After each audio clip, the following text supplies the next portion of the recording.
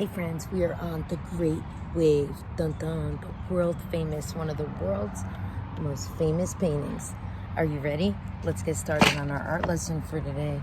What I have for you here is a starter, and I started for you by drawing for you a rendition or a replica of the Great Wave. That's why it says right on there, the Great Wave starter.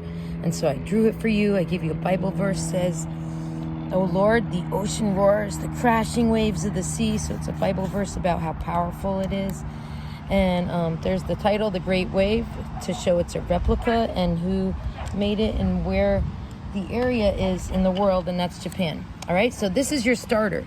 If I gave you a starter, guys, you get to draw a jumping dolphin, a fish, anything you want to add to it as a starter, and you get to personalize it and make this your own.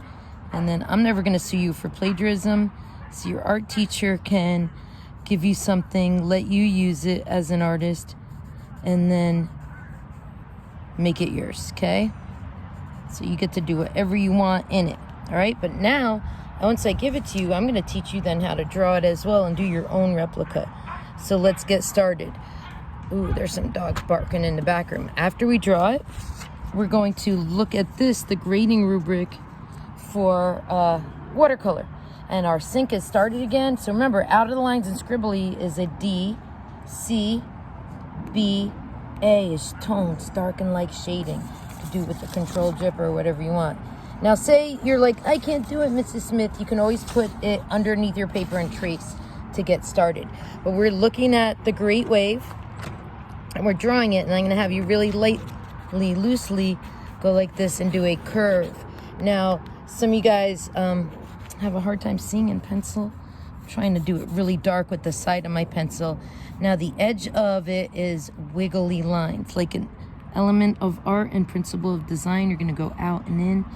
Line, shape, and form are some of the elements we're using right now, and there's little circles to show the splash. Now, in the Great Wave, let's look at the real art by the artists in Japan, Hokusai. Let's see, can you guys say his name? Hokusai. We're just known as the Great Wave. I don't think anyone even says his name. Now look at those. You're still going with layering or layers with the little spiky parts of the wave. So you're doing some spiky little zigzag grooves through the wave, and then the bumpy part, and then some lines coming down to show the tones of blue. Now our last one, if I'm your teacher, we were looking on the colors of ice and water, the blues. Now we're going to do another wave here. You can see it comes up and down, up, and then this is where he has some of those little spiky lines. And then back to these lines coming down. And on the real famous, the wave, there's a boat in here. There's an erupting volcano in the background like I drew for you here. So you have all this freedom as an artist to do all these things and personalize it and make it yours once you have some waves in here with zigzag lines. Okay, some lines coming down. All right, and a lot of splashes. Let's look again at what we're replicating so we can learn techniques from the world's most famous artists, and then we can add it on yours.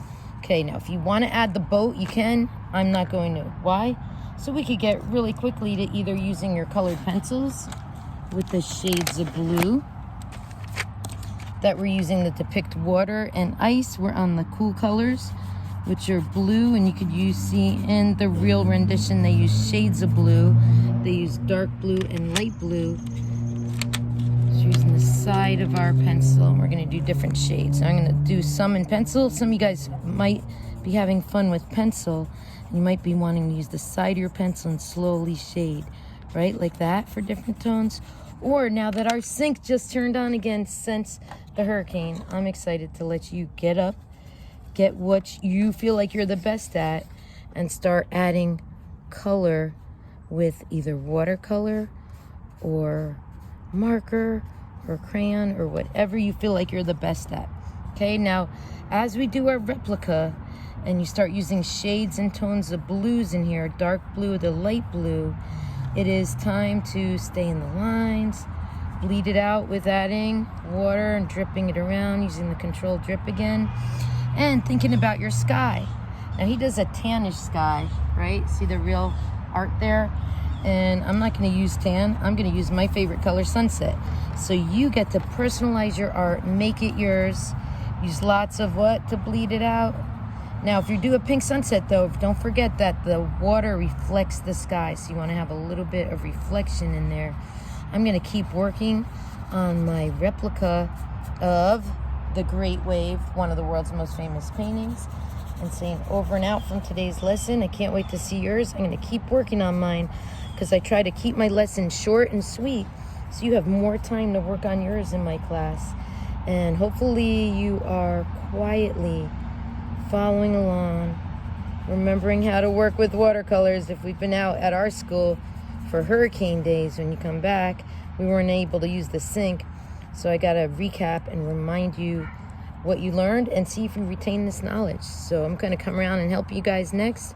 Over and out from the lesson. Let's end again by looking at the famous art by the artist. So that way you can look at his technique.